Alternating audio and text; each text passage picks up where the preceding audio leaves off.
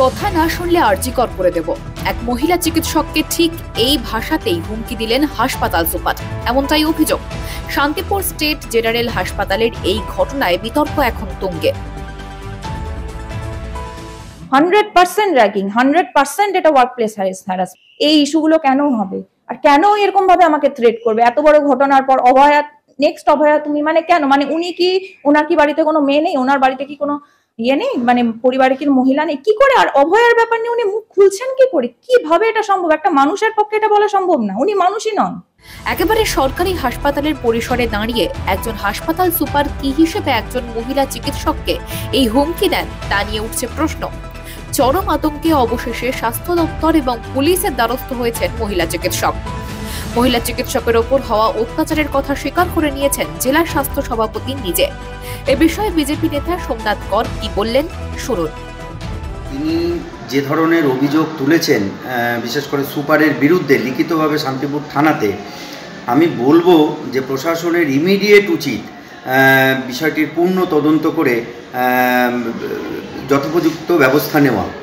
কারণ যে ঘটনা আমরা গোটাই রাজ্যে দেখছি, বিভিন্ন হাসপাতালগুলোতে ডাক্তার, নার্স থেকে শুরু করে যারা স্বাস্থ্য বিভাগের সঙ্গে জড়িত, তাদের ওপরে যে থ্রেট কালচার, সেই থ্রেট কালচার কিন্তু দিনের পর দিন ধরে চলছে। আপনারা জানেন যে বিভিন্ন জায়গাতে বিভিন্ন হসপিটালগুলিতে যারা একটু এইরকম উচ্চ পদে থাকে বা সরকারের কাছাকাছি থাকে, তাদের কাজই হচ্ছে যে নিচু স্তরের যে ডাক্তারেরা রয়েছেন তাদের ওপরে থ্রেট করা, বিভিন্ন রকমের লাইফ হ্যারাসমেন্ট করা, সেই সমস্ত বিষয়গুলো চলছে। তো এইটারই একটা নিরবচ্ছিন্ন অঙ্গ আজকে শান্তিপুর হাসপাতালের ওপরে দেখা যাচ্ছে। কিন্তু আদতেও এই শান্তিপুর হাসপাতালের পরিস্থিতি বর্তমান সুপারের আমলে কি অবস্থায় আছে সেটা উনি না জানলেও সারা শান্তিপুরের সাধারণ মানুষ যারা চিকিৎসা করাতে যায় এই হাসপাতালে তারা জানে। আজকে দিনের পর দিন যাওয়ার পরে রেফার করে দেওয়া হয় বিভিন্ন জায়গাতে। সামান্য জ্বর, সামান্য সর্দি কাশি, এই ধরনের যে ন্যূনতম ট্রিটমেন্টটুকু, সেটুকু যথোপযুক্ত হয় কিনা আমার সন্দেহ আছে। সবথেকে বড় কথা হচ্ছে যে কিছুদিন আগেই যে অভয়াকাণ্ড ঘটে গেছে আপনারা দেখেছেন, সেই ধরনের থ্রেটিং পর্যন্ত তাকে করা হয়েছে। তিনি তার লিখিত যে বয়ান তাতে তিনি দাবি করেছেন। আমার মনে হয় যে বর্তমান যে প্রশাসন চলছে, বর্তমান যে রাজ্যে যে প্রশাসন চলছে, সেই প্রশাসনের আমলে যথেষ্ট পরিমাণে সাধারণ মানুষ থেকে শুরু করে বিশেষ করে স্বাস্থ্যকর্মী, ডাক্তারেরা যথেষ্ট ভয়ে আছে। এমতো অবস্থায় তাদের নিরাপত্তা সুনিশ্চিত করতে হবে প্রশাসনকে। তাদের তৃণমূলের যে দলদাস, সেইখান থেকে বেরিয়ে এসে ইমিডিয়েট এই বিরুদ্ধে ব্যবস্থা নিতে হবে এবং যদি সেক্ষেত্রে সুপার দোষী প্রমাণিত হয়, আমার মতে তাকে ইমিডিয়েট যথোপযুক্ত তার শাস্তিযোগ্য ব্যবস্থা নিতে হবে। 3 মাস আগে শান্তিপুর স্টেট জেনারেল হাসপাতালের প্যাথোলজি বিভাগের সিনিয়র রেসিডেন্ট হিসেবে কাজে যোগদান করেন ওই মহিলা চিকিৎসক। তার অভিযোগ, কাজে যোগদানের পর থেকেই হাসপাতাল সুপার তথা চিকিৎসক তারক বর্মন তার উপর বিভিন্নভাবে মানসিক নির্যাতন করতে থাকেন। তবে মহিলা চিকিৎসকের তোলা অভিযোগ অস্বীকার করেছেন অভিযুক্ত সুপার।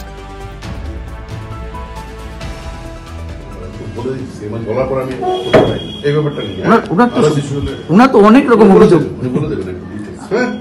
যা দেখলাম ওনার তো অনেক রকম অভিযোগ উনি বলছিলেন আমাদেরকে।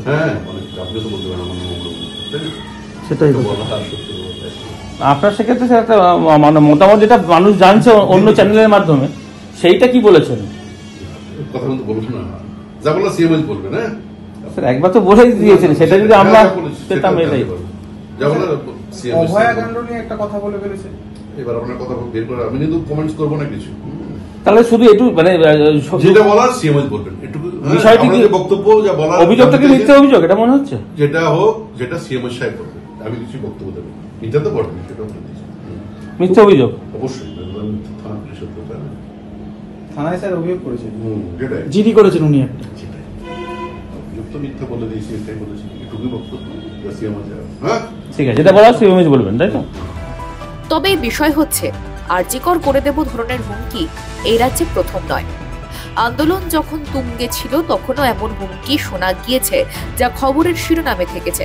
কিন্তু সরকারি হাসপাতালের গণ্ডিতে দাঁড়িয়ে একজন মহিলা চিকিৎসক বা স্বাস্থ্যকর্মীকে এই ধরনের হুমকি দেওয়ার অর্থটা কি? ঠিক কোন মানসিকতায় এই ধরনের হুমকি দিতে পারেন একজন হাসপাতাল সুপার? প্রশ্ন ওয়াকিবহাল মহলের। যে আমাদের পুরো হোল হাসপাতাল, এখানে আমি ছাড়া কোনো মহিলা কোনো ডাক্তার নেই।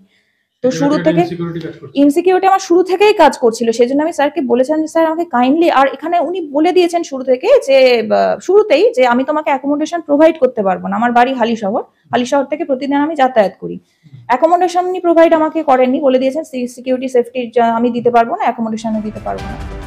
অভয়াকাণ্ড বিচারহীন দীর্ঘদিন, তা নিয়ে কখনো কোনো সরকারি কর্তা বা কর্মীকে কথা বলতে বিশেষ শোনা গিয়েছে কি?